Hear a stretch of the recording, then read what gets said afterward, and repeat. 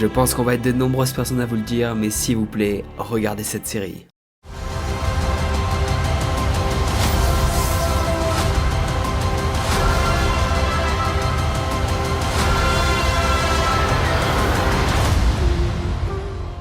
Salut à tous, j'espère que vous avez la forme et aujourd'hui on va parler de la série Andor qui vient de terminer sa diffusion sur Disney+.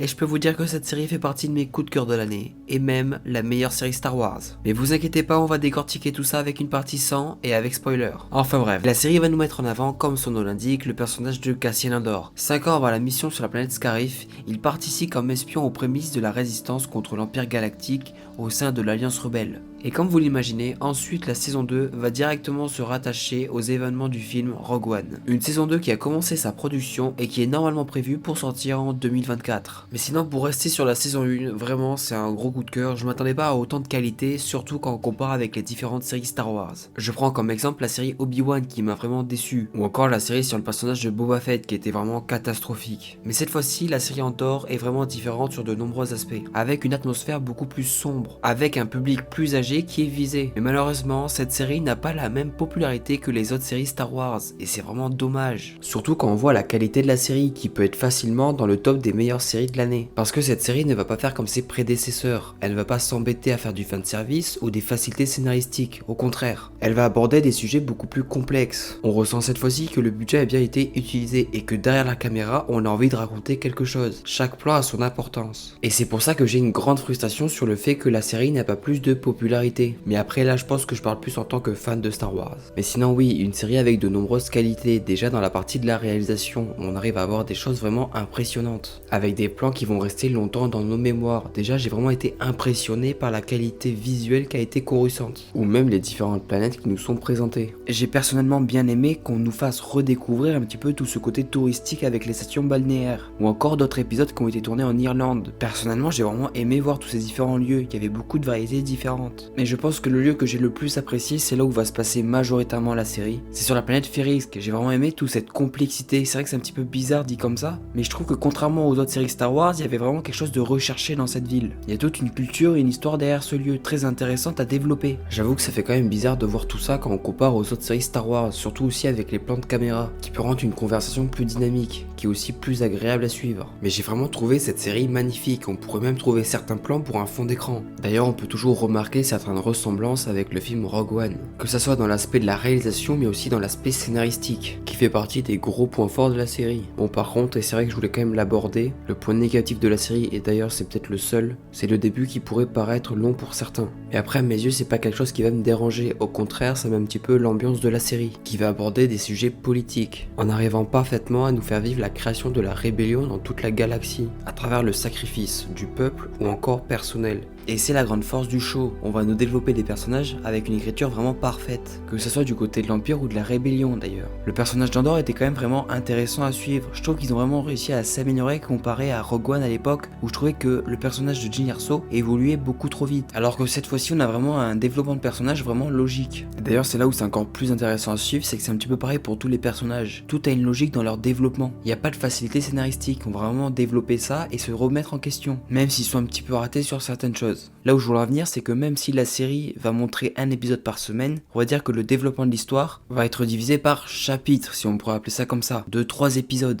pour être concentré sur une seule histoire et laisser certaines choses de côté. Donc des fois, certains personnages étaient un petit peu mis à l'écart, et on les retrouvait peut-être à la fin de la saison, alors qu'on les avait trouvés au tout début pour la première fois. Alors on n'est pas au niveau de les oublier, bien évidemment, mais je trouvais que ça laissait moins de chance pour s'intéresser un petit peu plus à eux. Mais sinon, j'ai vraiment aimé suivre tous ces différents personnages. Spies. Saboteurs. Assassins. We've all done terrible things on behalf of the rebellion. Je sais pas si vous avez vraiment aimé suivre tout ce côté politique dans la prélogie de Star Wars, mais personnellement dans la série c'est vraiment un gros point fort. Quand je vois toutes ces différentes discussions au Sénat de Mos Mothma, j'ai vraiment adoré tout ce côté-là. Après j'aimerais bien développer, mais je pense que toute cette précision on la fera dans la partie spoiler. Sinon après je pense que beaucoup de personnes vous le dira, mais Stellan Skarsgård dans le rôle de Luthen est vraiment impressionnant. Je peux vous dire, je pense que ça a été l'un des personnages que j'ai le plus apprécié. Surtout avec un petit peu ses discours et monologues qui étaient un petit peu assez trash par moment. On va dire qu'il avait pas peur de s'exprimer sur les sacrifices sacrifices qu'il était prêt à faire. D'ailleurs, il y a même une scène qui m'a vraiment marqué où Sogeira était un petit peu choqué au début, mais après on peut avoir une conversation vraiment intéressante entre les deux, et qui va être amplifié par le jeu des acteurs qui est juste impeccable. Et comme aussi je vous le disais également, il y a l'Empire qui a aussi des personnages intéressants à suivre, comme par exemple Tedra qui est assez complexe et intéressant. Au début on a un petit peu de l'affection pour elle, on voit qu'elle est vraiment loyale à l'Empire, elle essaye vraiment de tout faire pour monter les échelons, et elle le dit elle-même, en tant que femme c'est encore plus compliqué contrairement aux hommes autour d'elle. Bon, quand je dis l'attachement après, c'est pas non plus de longue durée, c'est surtout quand on voit toute la corruption autour d'elle. Bien sûr à l'Empire tout le monde essaye d'avoir la meilleure place possible, c'est vraiment chacun pour soi, tout le monde essaye de surveiller dans cette société. Mais c'est pour ça aussi, avec tout ça, je trouve qu'ils ont bien développé les différents détails, les différentes parties de la série, que ce soit du côté de la rébellion ou de l'Empire, avec ses différents personnages. La tension est palpable à chaque épisode et elle est extrêmement bien manipulée par la musique qui est juste impressionnante. Et c'est avec toutes ces petites choses que je trouve que Andor est une saison réussite. Par son scénario et des personnages bien développés, une mise en scène juste parfaite, et donc bien évidemment tout ça accompagné de la musique et des jeux des acteurs qui vont donner à cette nouvelle saison pour l'instant la meilleure série Star Wars. Bon, après il y a quand même pas mal de choses que j'aimerais préciser et développer, mais après j'ai peur de spoiler ou de gâcher certaines choses, donc vraiment je vous invite à aller voir la série. Je pense vraiment que ça vaut le coup et vous allez pas être déçus, au contraire. Donc voilà, on va changer de partie. J'espère que cette première partie de vidéo vous a plu. N'hésitez pas à me suivre sur les différents réseaux sociaux pour suivre toute l'actualité. On se retrouve très vite pour de nouvelles vidéos. Je vous souhaite une très bonne journée, une très bonne soirée, et maintenant on spoil. Cassian Andor. Don't matter what you tell me or tell yourself. You'll ultimately die fighting these bastards. Wouldn't you rather give it all at once to something real?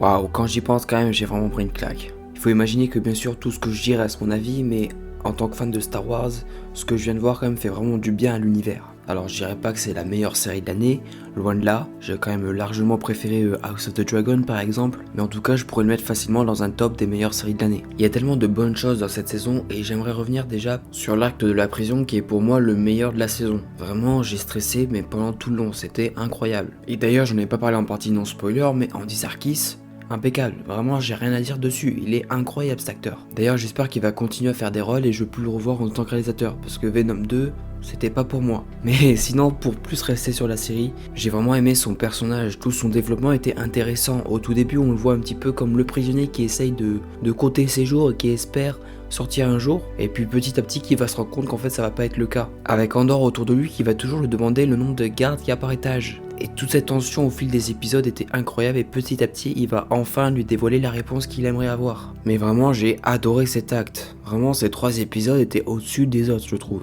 Parce que c'est vrai qu'au début quand Andor commence à rentrer dans la prison, il y a beaucoup de questionnements. On se demande vraiment qu'est-ce qui se passe autour. Il y a beaucoup de tension, on ne sait pas trop tout ce qui va se passer. C'est vraiment intéressant de suivre tout ça. Et le casting est vraiment impeccable. Petit à petit tous les personnages commencent vraiment à être unis pour pouvoir s'échapper. Surtout avec la fameuse phrase de Andy Serkis, One Way Out, qui est même devenu un symbole en fait.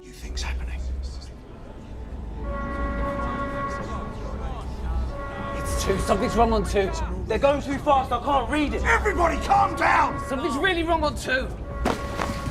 Sinon, il y a différentes personnes qui ont parlé à propos de ça, c'est le fait qu'il y a très peu d'extraterrestres dans la série. J'imagine que c'est une question de budget, mais les créateurs de la série se sont exprimés là-dessus, avec une réponse assez intéressante sur le fait que l'Empire n'aime pas du tout se mélanger avec les extraterrestres. Ce qui en devient logique à la fin vu comment l'Empire est représenté dans l'univers de Star Wars. Et toutes ces petites choses sont intéressantes à voir, on voit vraiment que les showrunners essaient de faire attention à n'importe quel détail. C'est un petit peu pareil sur l'acte de l'attaque directe de la rébellion.